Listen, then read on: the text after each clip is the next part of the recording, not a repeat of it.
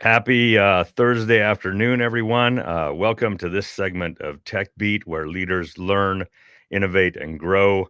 I'm super excited to have my esteemed friend and guest, Tanner Bell, co-founder and CEO of Ragnar, here with us today. Before I get to Tanner and his official intro, I did just want to quickly do a couple of announcements. First off, my name is Earl Foote. I am founder, CEO of Nexus IT. We are a 24-year-old outsourced white glove IT support and services firm with an intense focus on cybersecurity and compliance, based here in northern Utah and servicing a nationwide footprint. Um, Quickly, this podcast Tech Beat is now available on all major podcast platforms, on Spotify, iHeart, Google, Pandora, Apple, and more. Go connect to us, subscribe, and listen on whatever platform you use for podcasts. We'd love your support, and certainly by subscribing, you're able to listen to these episodes or watch them Um, from the comfort of your car or home or wherever you might be, the gym, whatever it might be. We'd love your support. Go subscribe.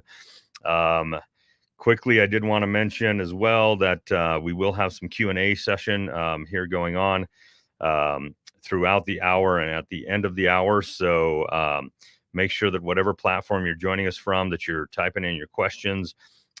Tanner and I will do our best to keep an eye on those and get to them as they're relevant, or at the end of the hour here. I also wanted to let everybody know upcoming guests that are going to be joining me in the coming months here on Tech Beat. We've got one heck of a lineup here for 2022. Mindy Young and Nikki Walker are joining me this month. We're going to do a session on DEI. Mindy Young is managing director over at Equality Utah, and Nikki Walker is director of DEI at Domo. I've got my friend Levi Lindsay coming up next week. Levi and I are going to talk about his project, We Are Mind, and the event that they're putting on next week. Scott Paul, Mr. Know-It-All about Web3 and the metaverse and crypto and all that kind of stuff, is going to join me here in the next couple of months. Giselle Namadi, the founder of ILO. Giselle's got a really cool, interesting story. My buddy Bassam Salem, he is CEO, founder of Atlas RTX, a chatbot engine tech company, super cool solution and company. Johnny Hanna, CEO, co-founder of Homey, will be joining me. Tim Cooley, who he wears a lot of different hats, but he is executive director of Park City Angels. Tim is in fact, he literally wrote the book called Pitch Book. He's a total expert on everything about pitching and raising capital. So he's going to come on and help us understand a little bit more about that in a few months. James Jensen, founder at Jump, will also be joining me. He's also the creator of The Void, if you're familiar with that. We also have Garrett Clark and John Bowers from Silicon Slopes joining me in the coming months. So super excited about all that. Make sure you stay tuned for announcements on those segments and tune in for those. So let's get to the man of the hour here. Tanner Bell co-founded Ragnar in 2004 as a single overnight running relay race with 262 participants. Today, more than 100,000 runners participate annually in 6 road relay races and 20 trail relay races. Tanner has been instrumental in the growth of Ragnar and continues to play an integral role in establishing Ragnar as one of the premier brands in endurance sports. Tanner played a major role in raising several rounds of growth capital from Dolphin Capital Group, between 2006 and 2011, and White Road Investments, which is Clif Bar, and Partnership Capital Growth in 2013. Ragnar was recently acquired by FitLab, and Tanner will continue as CEO of Ragnar and GM of events at FitLab. So give me one moment to get Tanner up on the screen with us here. Hey, Tanner, welcome, man. Happy Thursday afternoon. Hey, yeah, excited to be here. You got a great lineup coming up. I don't know that I belong, but I'm stoked to be with you today. Oh, are you kidding me? You're a legend, man. You're a legend. um, the pleasure is totally mine to have you here with us today. So, Tanner, a lot of exciting things going on right now for you and your team. Some big shifts, some big changes. But let's, before we talk about those things, let's maybe go all the way back to the origin of not only Ragnar, but you as an individual. Tell the audience a little bit about where and how you grow up. How you ended up with this crazy idea. Really, being one of the very first endurance sports kind of events, companies, right? If I'm not mistaken. Yeah, I think so. Yeah, yeah. Happy to give you the dark and stormy night pitch. But I grew up mostly in Utah. There were about 6 years, where 5 years where I grew up in Las Vegas for a time. But most of my life, I've grown up in Salt Lake City area. And growing up, my grandfather was an entrepreneur. He owned a company called Belco Janitorial supply store that's still quite big now in the U.S. and I think Nevada and Idaho as well. So I remember working, for free, just kind of for fun on the weekends every once in a while as a stock boy or just running errands for him when I was a kid. So love that opportunity. And my dad always joked that entrepreneurship skips generations because the first generation after the entrepreneur sees how hard it is, and the second generation of the entrepreneur sees the fruits of their labor. So he always jokes that I had the entrepreneurial bug from because I was the second generation of Belco Janitorial. Um, so that was kind of how I grew up. And then, early on in college or early on in even junior high, my first job was stuffing envelopes, putting people's medical bills in envelopes for my friend's parents' company. It was a medical billing company, and they had started out of their basement. And so I was getting paid to basically lick envelopes and stamps and put the bills in the envelopes, right? But I think those were two really formative experiences. That was probably eighth or ninth grade, and those two experiences of being that connected and that close to entrepreneurship, and seeing the benefits, the ups and downs, the opportunities, and the challenges. I think from there I always just kind of knew I wanted to be an entrepreneur. So through high school, I started excuse me. In high school, I started a small volleyball retail business with actually my co-founder at Ragnar. We grew up together. We were in high school together. His name is Dan Hill, and we started a small volleyball apparel business because we thought, hey, we loved playing volleyball, and there was nowhere to get good volleyball apparel in Utah. Turns out that you need people to play volleyball to sell volleyball equipment. So we borrowed some money from our dads, and very quickly had a lot of inventory on hand and didn't know what to do with that. So our first foray into events, was really because we had to figure out how to sell the inventory that was sitting in our closets because we owed our dad some money. So we put on a regional high school outdoor volleyball tournament, got a bunch of kids to come play and pay to play, and then we gave them all of our leftover equipment as prizes for that event. So really fun deal. And then I went to BYU for college. And while we were at BYU, the same friend, Dan Hill, he and his father was from Oregon, and he had run a race in Oregon called the Hood to Coast, which is kind of it is the OG of these overnight running road relay races.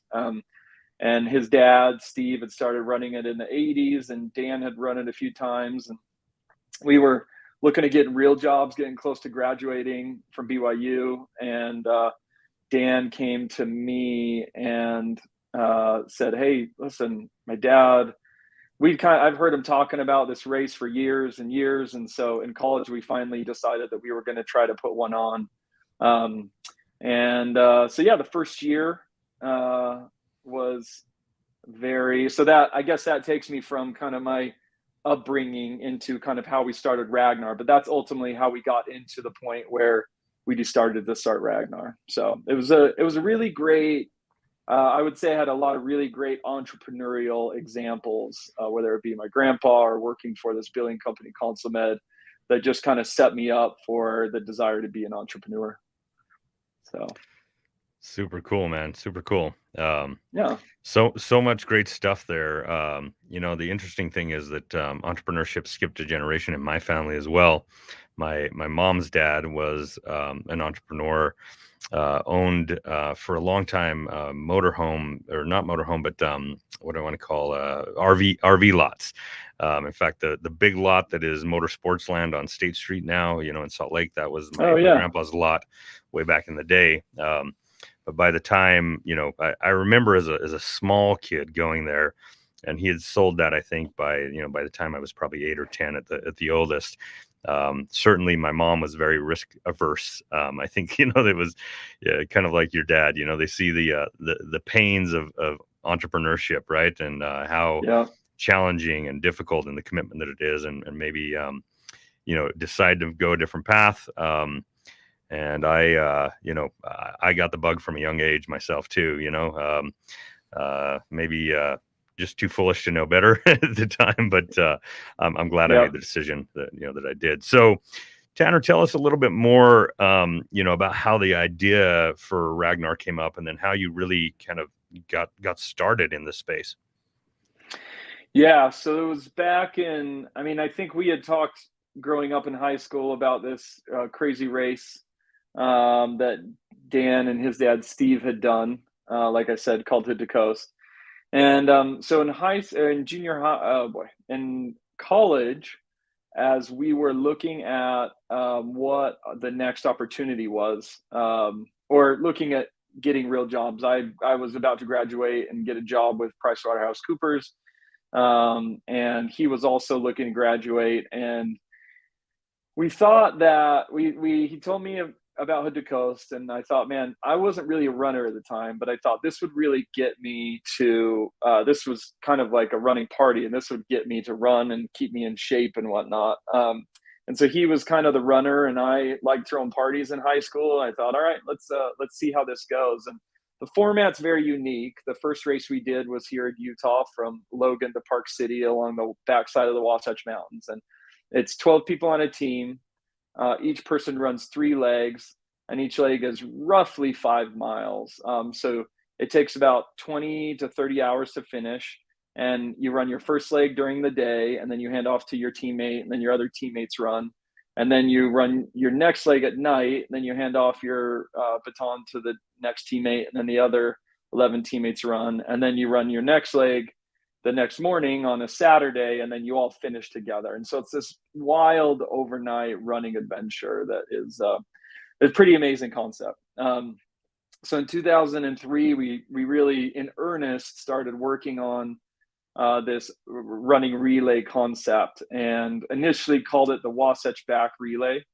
And the first year was 262 runners. It was incredibly small. We didn't charge a whole lot for it. We just thought, okay, let's put this on, kind of do it as a test, and see if we can get something going. And it was so small that we ended up not even getting permits that year. It was just a wild deal.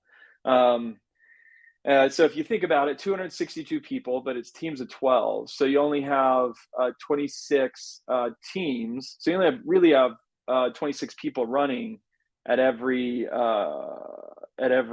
about once every. Well, you only have 26 people running at a time. So spread over 200 miles, people hardly knew that race even existed. But what was cool was at the finish line, when we got to the finish line, it ended up being, we were a little bit worried about how the experience was. And, we certainly had some hiccups because it was our first year and we had a kind of bootstrap staff. And we got to the finish line and we just knew something magical had happened. People were so excited. They had just kind of destroyed themselves running this 200-mile course with little to no sleep. And they were already talking about coming back next year. So the next year, we went from 262 runners to 1,000 runners. And then I think we doubled in size the next year and tripled in size the next year. And throughout that process, but right before we left BYU, we entered the Entrepreneur of the Year contest and took second place actually that year, but took second place um, to J Dogs, if you know the hot dog company here in Utah. And J Dogs, sorry, and through that experience, we ended up meeting a mentor. One of our mentors in that process wanted to invest. His name was Eric Jacobson, and so he happened to be maybe the only person that would be interested in investing in us in the time. We were just young college kids, and we were kind of looking at it as when we started it, we thought maybe it would be a great way to get into MBA school, a good project. But he really believed in us and believed in the concept. And so he put some early money in. He ended up forming Dolphin Capital, which went on to do several rounds of investment after that. And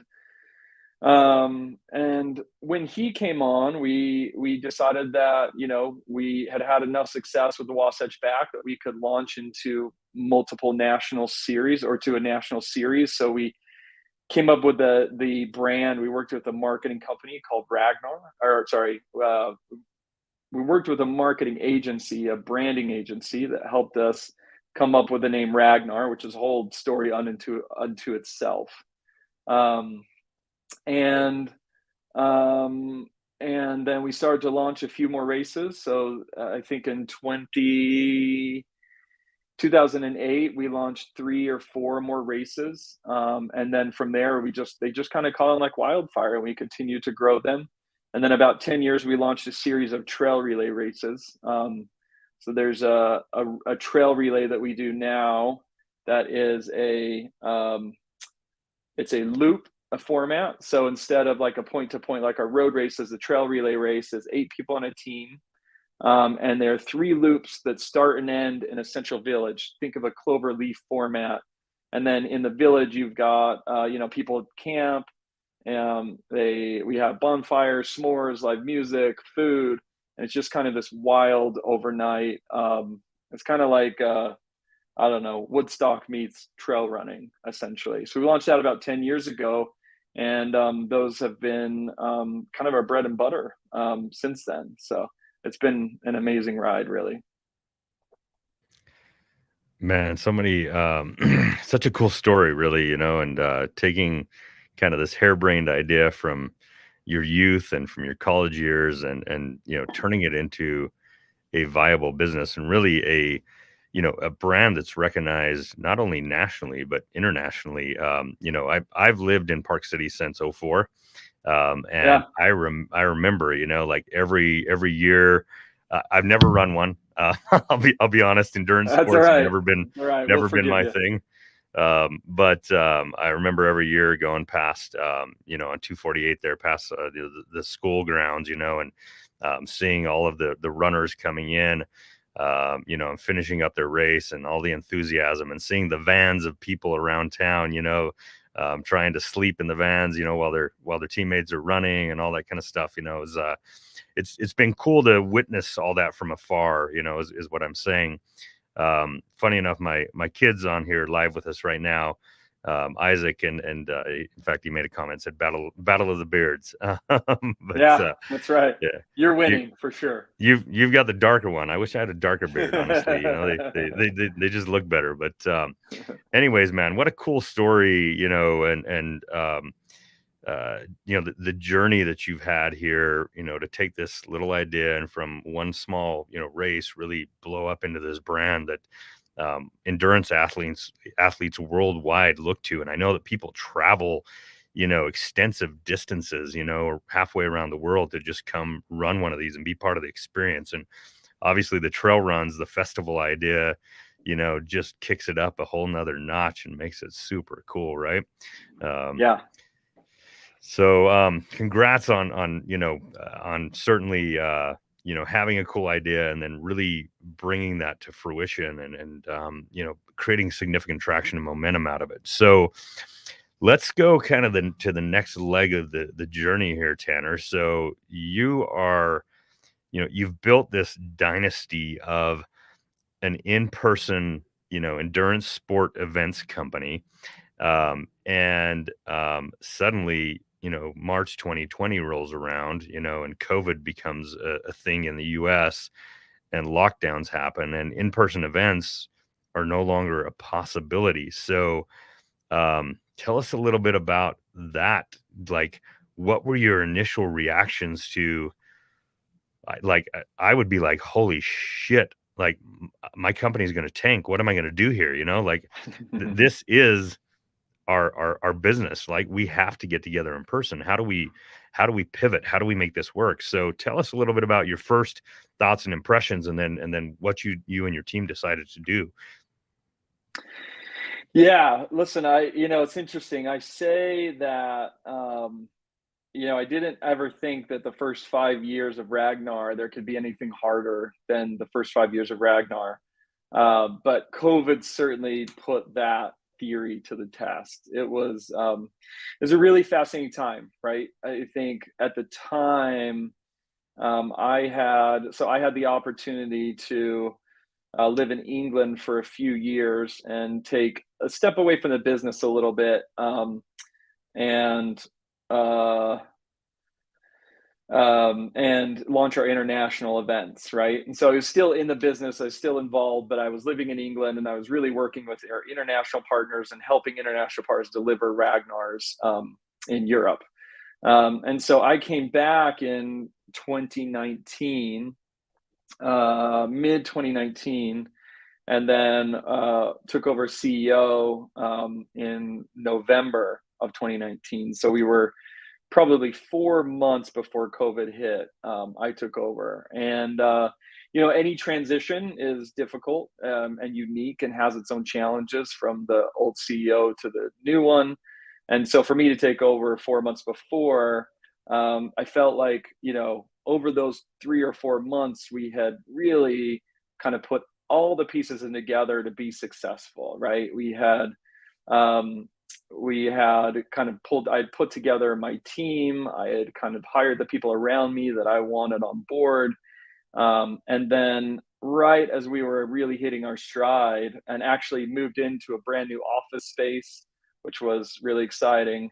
And then right as we moved into our offices, we moved in on a Monday, and then literally moved out of our brand new office space that next Friday. So we were in our brand new office for about 5 days. And it got real quick. We're a mass participation sport. We're mass participation events. And so certainly there are a lot of companies that did really well and COVID was a boom. That was not the case for us. So we very quickly realized that we had, thousands of registrations, thousands of people signed up for races in 2020, and realized we weren't going to be able to deliver on those races, that we were going to have to cancel those races. And ultimately, what it was, I say this a little bit jokingly, but for the year, for most of 2020, we were illegal, right? We went from this mass participation became essentially illegal. And to give you a sense, the overwhelming majority of our revenue comes from registrations, people signing up, paying us to come run our events, right? So I would say that 70%, 80% of our registration is registration fees. And then the rest comes from partnerships like sponsorship fees, and then and then merchandise. So we recognized very quickly that we were to make it through this pandemic. We weren't going to be putting on races anytime soon, and so within 2 weeks, maybe a week, we had to lay off half our staff, and that was probably one of the most difficult days I've had professionally. Just brutal, right? Brutal, brutal. Nothing that you ever want to do. Nothing that we saw coming. It was hard to know, hard to see that was the case.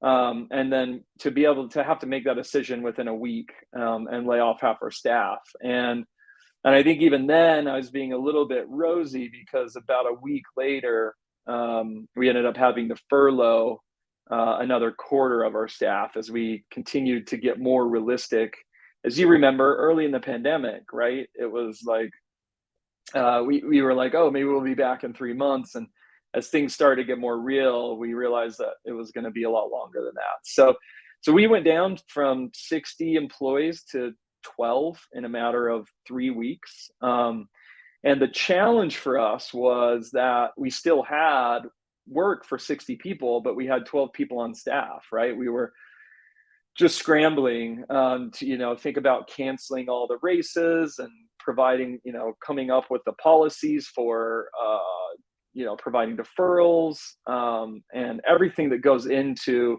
not letting the participants know, the permits know, the cities and counties, everything. Just it was a lot of work, and it was a lot of work for a few people. And I guess a couple of things that came out of that, that are really important to me. One is that, the team that I had around me, I mean, they got the company through, right? I feel like I was a very small wheel in that cog. I think that the people loved Ragnar. They were dedicated to Ragnar.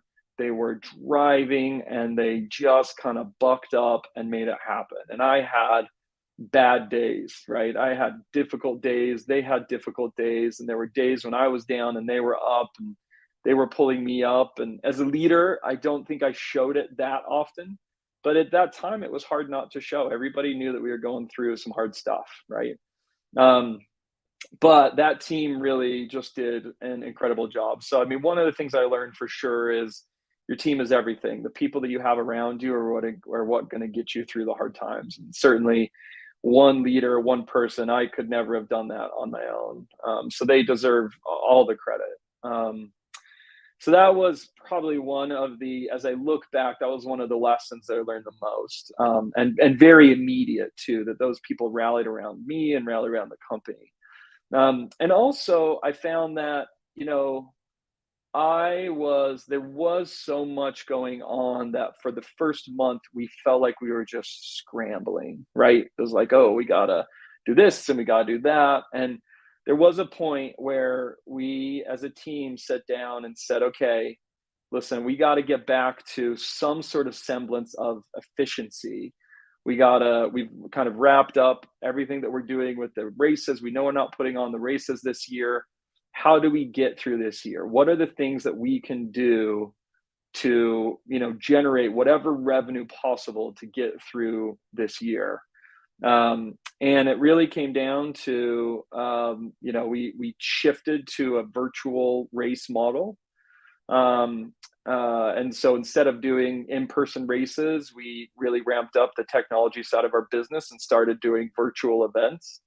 And then the other pivot we made, that I wouldn't necessarily say is a pivot, but was a really strong provider for us, was merchandise. We happened to buy all of our merchandise early in the year, very early in the year. And so we had enough merchandise sitting in our warehouse to basically last us 365 days. And so we got much better. Typically our sales are race day.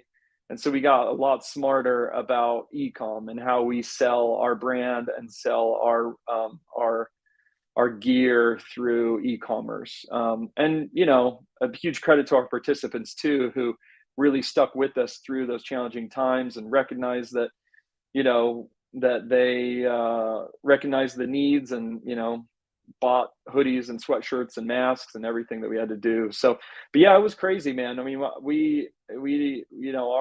revenue went from, our 2020 revenue was 10% of our 2019 revenue. So we took a 90% dive in revenue from year to year.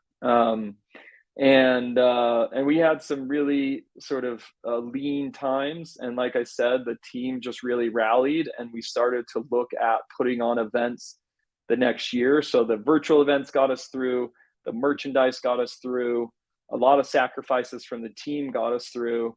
And then, early kind of mid 2020, we started looking and reading the landscape, and started to put together. Thought we'd be able to start putting on races in 2021, and yeah, I'm proud to say we're probably one of the first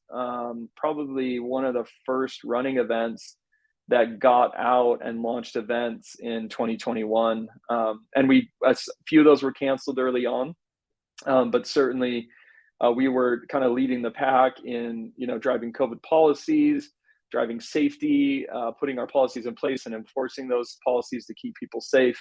And I think we were a big part of helping the industry come back as strong as we did last year in 2021. So we certainly had a strong rebound, but we're also not there. You don't go from illegal in 2020 to back up to 100% in 2021 and 2022. But super stoked about where we're at today. Last year, we ended up being a lot stronger than we had anticipated. And then this year is looking to be even stronger than last. So, yeah, I think that's ultimately how we got through, and some of the mental gymnastics and pivots that we had to do to get there. Wow, man. Talk about going through the ringer, right? And, being placed in a situation where so much is out of your control and you just have to adapt and figure out how to, live and make things happen, right? And how to keep some Yeah. people employed and keep the company afloat, because you could have easily buckled, so many did, particularly events, kinds of companies. They did, they buckled. I mean, certainly they applied for PPPs and EIDLs, and some of them survived, 8 Yep. or 9 or 12 months on that stuff, and just couldn't figure out a way to get back up and rolling. So, and to go, 1 year to the next and decrease your revenue by 90% and lay off 3/4 of your team, like, man, Yeah. that's rough, right? Yeah. That's It was really crazy. difficult. I will say, I mean, one of the things I'm probably the proudest about is that we were able to bring back almost 100% of the people we furloughed within about probably was 6 months, maybe four. And then we were even able to bring back, recently been able to bring back a handful of people that we let go. So it's really been a family, right? Getting through that. I mean, we have had, some really amazing, dedicated people to help us get through those difficult times. So it's been good. Talk about the refiner's fire, as a leader, like you stepping into that role just a few months, as CEO, just a few months before COVID hits, and this brand new office. And a week later, you're closing down the office and sending everybody home. Man, like Yeah. that had to be for you. I can imagine the emotional roller coaster, you had to go on, and how stressful and, difficult and sad it oftentimes, and I know how I feel about our people, anytime somebody's displaced, in our team, like that hits me hard, and to have to make a decision to cut, 3/4 of your team loose. And fantastic to hear that you've been able to, bring back all your furloughed team members, and, some of those who you actually laid off, right? That's amazing. But what a story, man. What a story. So, Yeah. tell us a little bit more. Well, and I guess I do want to talk about, what the company looks like now, and what your races look like now. But before that, I think the key lesson that you kind of expressed here that I want to hone in on just a little bit is that people matter. Like, and I think most modern business leaders get that. Like, I think that we've, for the most part in business, we've evolved beyond the point of being slave drivers, and realizing that human capital is your greatest asset in a business, right? Maybe just key in on that a little bit more, and tell us more about your journey and relationship, with that lesson. Yeah, that's a really good question because I found, um, I mean, last year, we just out of necessity, we were short staffed, right? We getting through 2021 and the craziness that we had, um, and trying to recover from, a 90% decline in revenue in 2020. I asked a lot of our people, right? We were just short staffed, and it was a crazy year.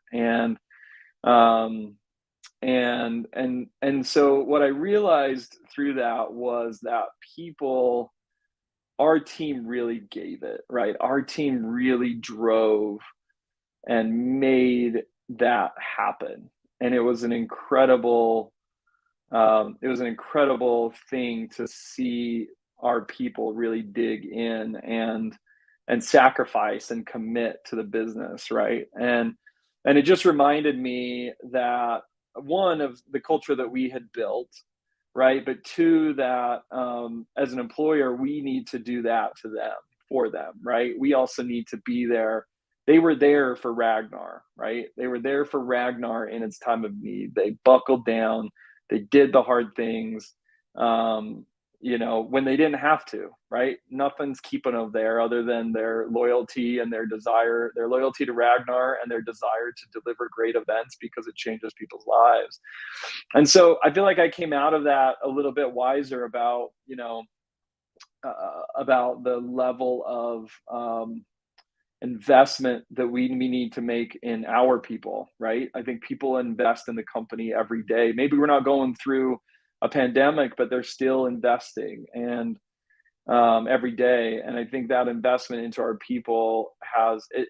I would say that it opened my eyes. I don't want to say that we didn't invest in people before, but it was amazing to see people really drive. And I've really kind of arrived at that epiphany that the more we can invest in people, the better the company is going to be. Right? It does feel like that's where it starts. And I think we've done an okay job pre-pandemic, but I've realized through that process that we could have done a whole lot more. So Yeah, fantastic lessons, man. You know, for me, there's a couple things that really stand out, and one of those is that people don't commit to a vision in an organization, particularly to work, if it's not for really great leadership and great culture, right? If you're a jerk as a leader, your people would have left you. Like, even though yeah, you were in dire straits, and if the culture was toxic and trash, right? And they didn't get along with their teammates, and they don't get along with their leaders, right? Um, and we saw so much of that happen, and still throughout 2021, the Great Resignation, which I don't know, that term pisses me off, but yeah, anyways, people would have left. They would have gone other places, and they would have thought that they see the writing on the wall that we're just this is a slippery slope, and we're not going to find our way back out of this, and my job's going to end here at some point, so I'm just going to step away, right? But so I think what I'm saying here is for those leaders and entrepreneurs that are tuned in, you've got to stay in tune with your people. You've got to, like, they have to matter to you. You have to have a high care factor, and you've talked about here, Tanner, about investing in people, right? That's one of the biggest shifts we've had over the last decade, and what's really created significant ROI, for us is to care enough about them to really help them create promising career tracks within the organization, and not only that, but understand where they're trying to go personally in their lives, and then how we support those, and how we coach them through that process, and how we create financial mechanisms by which we can help them achieve their goals, right? yeah, And so that's all, I think, just super important parts of modern business and modern leadership. You know, uh, Humanity's evolved. Nobody wants to be part of something that they don't feel invested in, anymore, and they don't feel rewarded and fulfilled and appreciated, right? So, yeah, cool lessons for you to share there. I really appreciate it, man. yeah. Uh, so let's talk a little bit now. Some big news in the last few weeks here for Ragnar. You're on the cusp of, recovering, here from COVID, and starting to ramp back up, to full capacity of races and all that kind of stuff. And you are now, you've been acquired by Fit Labs. which, by the way, so the audience knows, Tanner is staying. And I know I read that in your bio, but you're staying as CEO of Ragnar and taking on a role within Fit Labs as well as managing director of events. So maybe let's go back first of all to were you expecting to do something like this? Was this something that kind of came out of the blue, or were you looking for a strategic partner to help take the business to the next level? Yes, it's a good question. So as we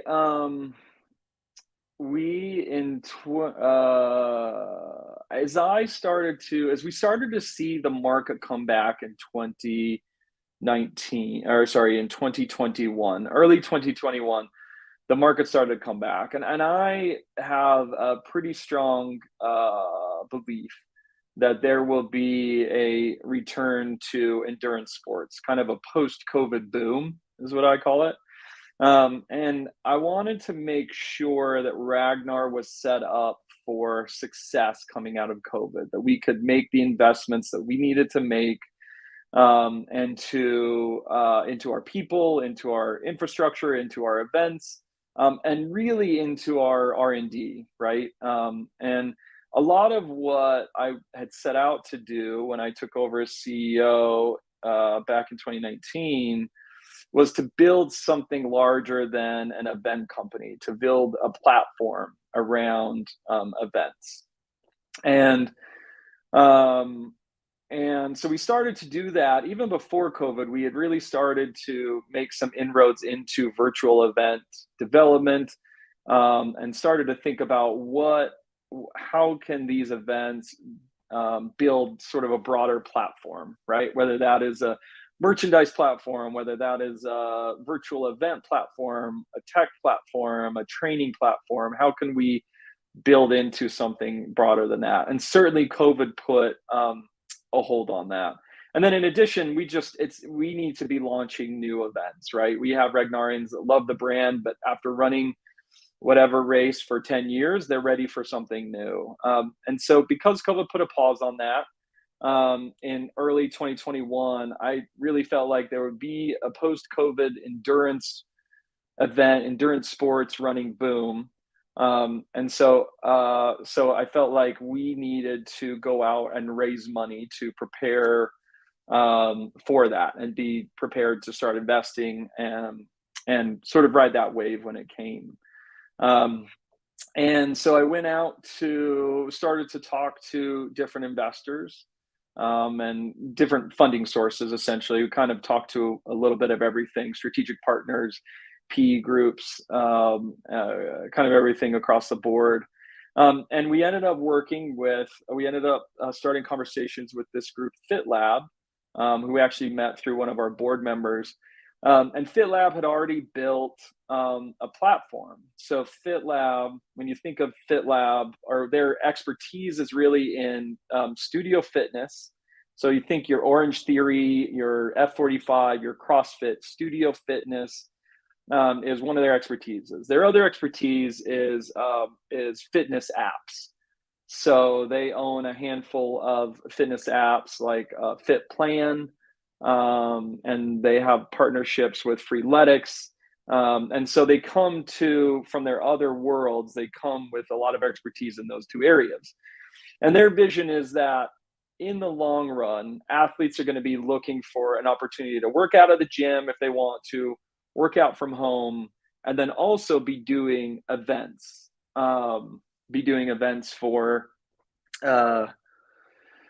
that tie into that whole kind of ecosystem. So you've got your gym community experience, you've got your personal at-home experience, and then you've got kind of the culmination of all that in an event. And what they didn't have at the time was an event platform. So they were looking for an event company that could come in with expertise, that had a great event brand, but could also help build other events under their app or under their other brands. And so it was really wonderful because we were looking to raise money to build a broader platform under Ragnar. We recognized that they already had a platform and they were looking for an event and experience and expertise in the event world. Um, and so what started really as kind of a raising, additional capital to be prepared for that next step turned into an acquisition conversation. And so that's ultimately how it happened. It's been an incredible, we've been with FitLab for 5 months now, and really, really excited about the future. So we are working on what I would call FitLab events under their other brands. So they're launching um, 2 fitness studios with some celebrities, that also they have at-home apps, and we're building out those events. And I wish I could tell you about them because they are wicked cool. But certainly in the next, within 3 to 5 months, we're going to be launching some really exciting events that are not Ragnar branded, but are under the FitLab portfolio of brands.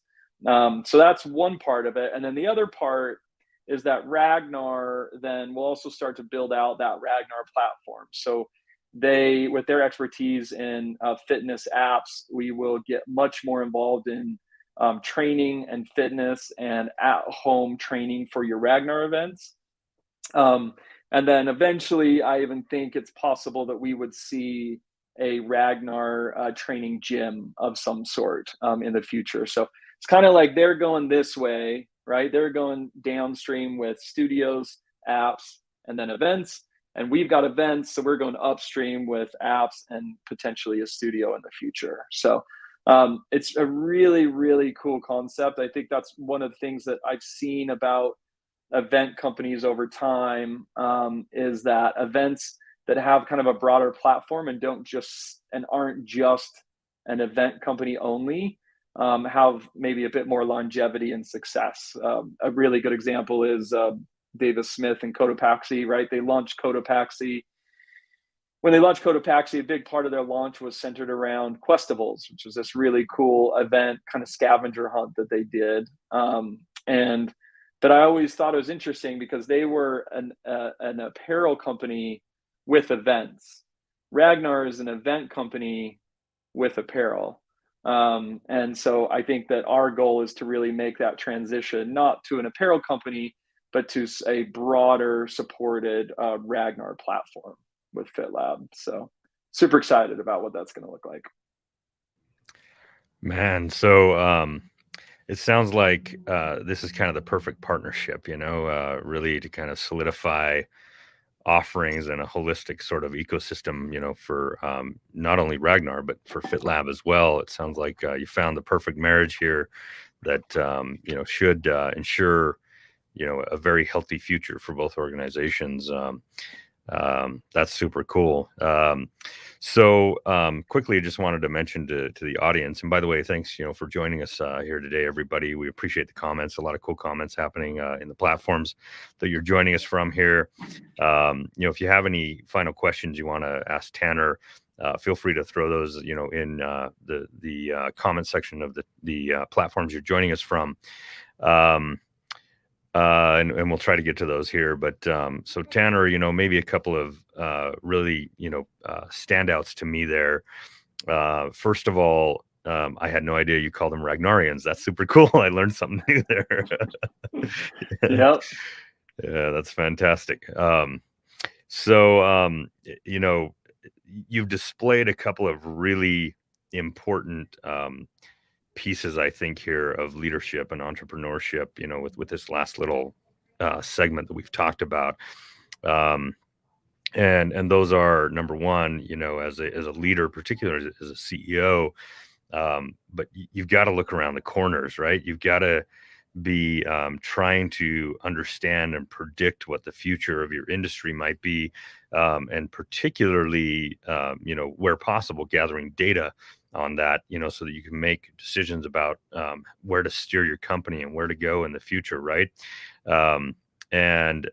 So on point of you to understand or kind of look through those future glasses and say, okay, people are going to be starved, and we've seen that already. Like, when events start to come back, concerts or just like getting out and doing things. Like everybody's starved for some social interaction. Everybody's starved for getting back to some normalcy, right? And so super keen of you to hone in on that and go, okay, like we need to ramp up and be ready. And right now, as we've laid off a bunch of people and revenue's been low, like if that wave hits us, we're not going to be able to ride it, right? We're going to be left in the dust. And so to go out and get some capital, formulate a relationship, broker an acquisition that sets you and your team up for long-term success. Just kudos on future vision there, totally. And then to also understand the need and the importance of kind of diversity in your own portfolio, right? If you're an events only company, and that's probably what a lot of the events companies that withered and went away during COVID, unfortunately, they didn't do these exercises you did to kind of say, how do we create a more compelling offering that has more touch points, and how do we create more revenue streams, and how do we create a more holistic sort of ecosystem here that our that our loyalists can engage with and all that kind of stuff, right? So just super cool to hear about your journey and how you've thought about this and built it. So let's see. Stephen Ander here asks, do any other Ragnarians mark off kills when driving? Oh, let's see. Sorry. Some of these just came flowing in here fast. When driving and you pass someone with a Ragnar sticker. So do any other Ragnarians mark off kills when driving and you pass someone with a Yeah, Ragnar sticker? this is kind of a Ragnar culture thing that's fun. So when you're running in the event, if you pass somebody, the participants have taken to calling that a kill. So if you run a 5-mile leg and you pass 10 people, you get to the van and you mark off your kills. And yes, that happens all across the nation. We don't officially promote it. It's just I don't know that we officially say like, yeah, we want to be calling it kills, but we're totally fine with the community doing whatever they want with that. So that is all across the nation, every race, you'll see vans that have, the names of the teammates and then how many kills they had on each leg. Is pretty awesome. So that's a fun one. Yeah, those cool little cultural things that that form, particularly you have a following that I would call zombie loyalist, and I know that that's based on a book, right? But you have this cult following that are Ragnarians that they build and formulate their own culture that then becomes a cool part of your ecosystem, right? So marking off kills, I've seen those hashes on the vans, but I had no idea what they meant. I think Steven's actually saying, do other people, he's saying when I'm driving and I see a sticker, do they also mark a kill? Please don't do that because you're driving. But I don't know, Steven, you might be a special animal on that one because I don't know if people, I think he's saying when he drives his car past other people with Ragnar stickers, he counts it as a kill. I've never heard that. On I-15. That's what he's doing. Good for you, buddy. Good for you. Yeah, he's doing the old thing, pulling up next to the guy with the Ragnar sticker at the stoplight, right, and revving the engine. Yep. All right, let's go. Tick mark. Yeah, that's awesome. Steven, drive safe, buddy. Don't yeah, that's right. Getting any accidents out there. Andres Tovo has a question here. Probably not a really easy question to answer, but maybe you got some thoughts on it. He says, I'm a student at Ensign College. This semester, we have the possibility to participate in an entrepreneur competency. In your experience, what is going to be a good business idea that can help people in Utah? Any thoughts there, Tanner? I know that's very general and very out there. Anything that saves water is what I would be thinking about. That's I say that seriously. Like if there is anything we can do to save water, it seems like we are in dire straits right now in Utah. And I would say any business idea that that promotes less water use. I mean, what was that? There's that new idea. I forget what it's called, but like flip the strip, right? And you don't have grass on your strip, and that saves so much. I think any ideas like that, artificial turf, I think there's something that's going to be a real need in Utah in the future. I know that's out of left field, but Andre's question was out of left field, so that's my thought. Yeah. I did not expect that, but that's very smart, certainly. And this winter Yeah. has not helped. I'm concerned what summer's going to look like because Yeah. we've had very little snow. As a guy who likes to ski, and lives, next to 3 world-class ski resorts, there's not been a lot of good skiing this year. It's been a lot of rocks. You take out the old skis because you're scraping the bottom out, on them and stuff, because just very little snow this year. We're definitely looking like a rough summer. So there you go, Andres. Figure out how to save, conserve, and maybe create water. For Utah's long-term future. Yeah. So Tanner, we're kind of winding down on the hour here. I want to respect your time and the audience time. With a couple minutes left, do you have any final thoughts on your journey or some of the bigger lessons you've learned, that you think would be valuable for other entrepreneurs and leaders? I think the one just that has kind of centered around this conversation, and actually the way you and I met was a kind of collaborative leadership, kind of mental health session where we were just getting together to kind of help each other out and support each other, and like, how do we make it through these things? And so I would say, that's kind of one of the big things is everybody, I think we've learned a lot about mental health going through the pandemic. And so I would just encourage us all to, stay close to our loved ones, reach out to people that are going through it. We're all going through challenging times, even as we hopefully are coming out of COVID. It doesn't change the fact that there's a lot of challenges out there. And, I think that's where I value this community, the business community, the ownership community the most, is in those relationships that have supported me through the challenging times. And hopefully I've been able to support them. On the same hand, I think my other message is, I'm really optimistic about the future. I think, I spoke at a session for our Running industry conference, and, they asked what's next. And I said, listen, the good thing is, if we've made it through this, it feels like we can make it through anything, right? Like what can't we do? And that's that's an industry that probably on average dropped, like I said, by 90% from year 1 to year 2. So I'm really excited about the future.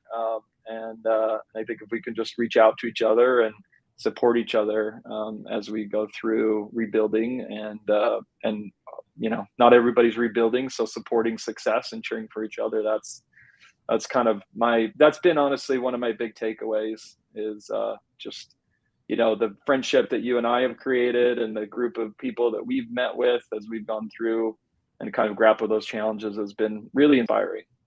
So, yeah, I think it's super cool for us to begin to see a movement where mental health is no longer a stigma. And, we all just own the fact that we all deal with some stuff, right? Like, and the reality is being a leader at the top is rarely an easy thing. Like you're doing massive mental hoops every single day, like jumping through those hoops, and you're on a roller coaster all the time. Super, super big highs, super big lows.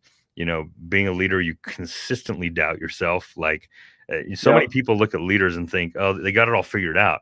And the reality is most of us, we're just figuring it out on the fly, just like everybody else. Right. And, we have our own challenges to deal with. And so not only, do leaders need to band together and help each other in that process, but we need to help our people as well. Mental health is real. And, so many people struggle in so many different ways, and that's okay. Like, it's okay to not be okay.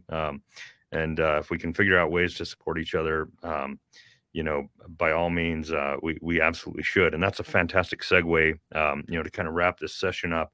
So next Tuesday, my buddy Levi Lindsay will be on Tech Beat here with me. I should know the time off the top of my head, and I don't, but I think it's 10 a.m. It's either 10 a.m. or 12. But Levi and I are going to be talking about his We Are Mind initiative. and the event that they're producing the following day on the 23rd, supporting mental health. In fact, his organization, whatever donations that they raise off of their events, go directly 100% to providing free, mental health, resources to people who are in need for those. And so super happy to have Levi on the show in a week here and support him in that process. Tanner, I want to thank you for joining me again today, buddy. Really appreciate you sharing your abundance and your story here, and helping everybody learn and grow in the process. This I think is such an important piece of creating a thriving ecosystem, and that's just sharing our stories and the things we've learned. And so I appreciate you coming on the show and doing that with me today. Awesome, man. Thank you so much. I really, really appreciate it. It's been great to spend some time today. Yeah, fantastic. So thank you for everybody that joined us here this hour. Tanner and I are going to sign off, but I'll see you again next Tuesday on the 22nd then.